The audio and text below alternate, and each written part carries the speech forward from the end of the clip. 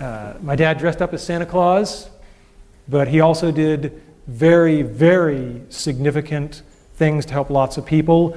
This is a dormitory in Thailand that my mom and dad underwrote, and every year about 30 students get to go to school who wouldn't have otherwise. This is something my wife and I have also been involved in heavily, and these are the kind of things that I think everybody ought to be doing, helping others. But the best story I have about my dad is, unfortunately, my dad passed away a little over a year ago, and when we were going through his things, he had fought in World War II in the Battle of the Bulge, and when we were going through his things, we found out he had been awarded the Bronze Star for Valor. My mom didn't know it. In 50 years of marriage, it had just never come up.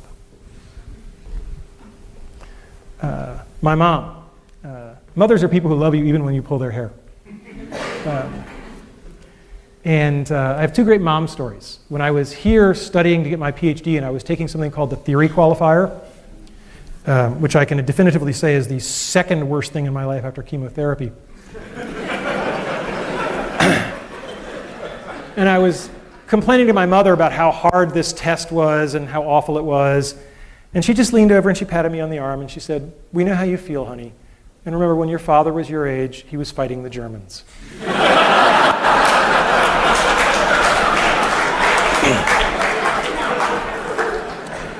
After I got my PhD, my mother took great relish in introducing me as, "This is my son. He's a doctor, but not the kind who helps people."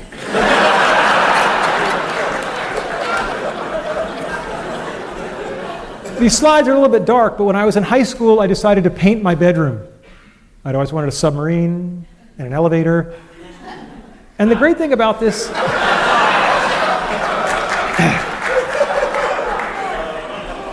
What can I say? And the great thing about this is they let me do it. And they didn't get upset about it, and it's still there. If you go to my parents' house, it's still there. And anybody who is out there who is a parent, if your kids want to paint their bedroom, as a favor to me, let them do it. Okay, it'll be okay. Don't worry about resale value on the house. Other people who help us besides our parents, our teachers, our mentors, our friends, our colleagues. God, what is there to say about Andy Van Dam? When I was a freshman at Brown, he was on leave. And all I heard about was this Andy Van Dam. He was like a mythical creature, like a centaur, but like a really pissed off centaur. And everybody was like really sad that he was gone, but kind of more relaxed. And I found out why, because I started working for Andy. I was a teaching assistant for him as a sophomore, and I was quite an arrogant young man. And I came into some office hours, and of course it was 9 o'clock at night, and Andy was there at office hours, which is your first clue as to what kind of professor he was. And I come bounding in, and I'm going to save the world. There are all these kids waiting for help, da-da-da-da-da-da.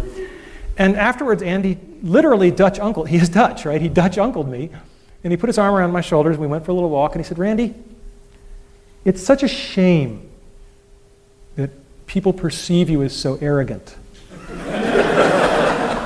Because it's going to limit what you're going to be able to accomplish in life." What a hell of a good way to word "you're being a jerk." Right? He doesn't say you're a jerk. He says people are perceiving you this way, and he says the downside is it's going to limit what you're going to be able to accomplish. When I got to know Andy better, the beatings became more direct. But I could tell you Andy stories for a month. But the one I will tell you is that when it came time to start thinking about what to do after graduating from Brown, it had never occurred to me in a million years to go to graduate school, just out of my imagination. It wasn't the kind of thing people from my family did. We got, say, what do you call them, jobs. So, and Andy said, "No, don't go do that. Go get a PhD, become a professor." And I said, "Why?" And he said, "Because you're such a good salesman that any company who gets you is going to use you as a salesman, and you might as well be selling something worthwhile, like education."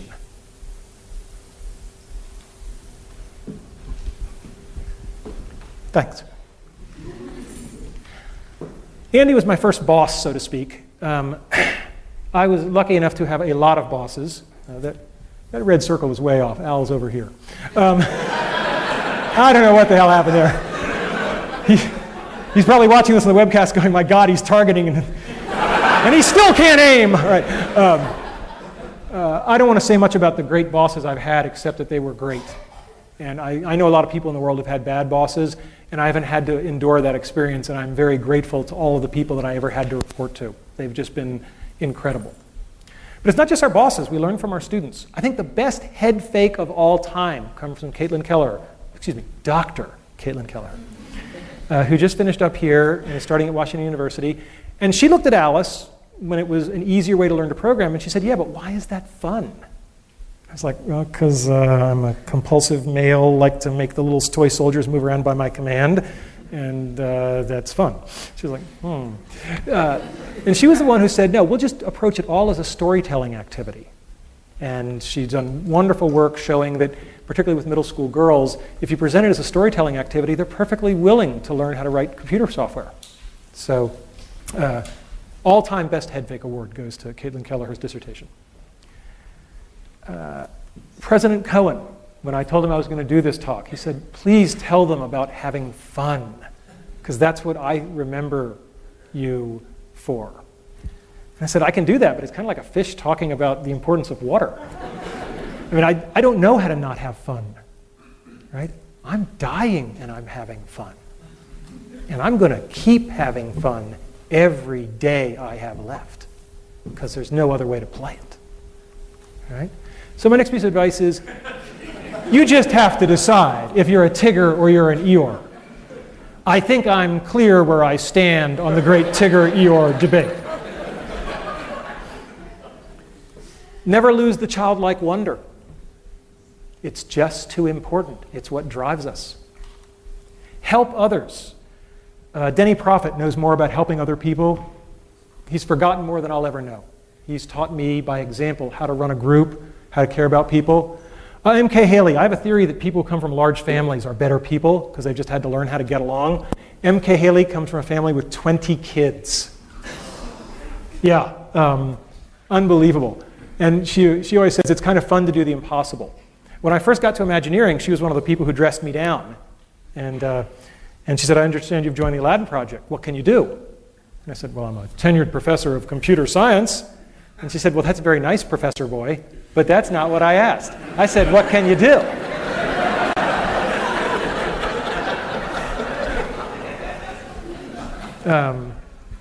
And, you know, I mentioned sort of my working class roots. We keep what is valuable to us, what we cherish, and I've kept my Letterman's jacket all these years. I used to like wearing it in grad school, and one of my friends, Jessica Hodgins, would say, why do you wear this Letterman's jacket? And I looked around at all the non-athletic guys around me who were much smarter than me, and I said, because I can. And so she thought that was a real hoot, so one year she made for me this little Raggedy Randy doll. And, he's got a little Letterman's jacket too. That's my all-time favorite. It's the perfect gift for the egomaniac in your life. So I've met so many wonderful people along the way. Loyalty is a two-way street. There was a young man named Dennis Cosgrove at the University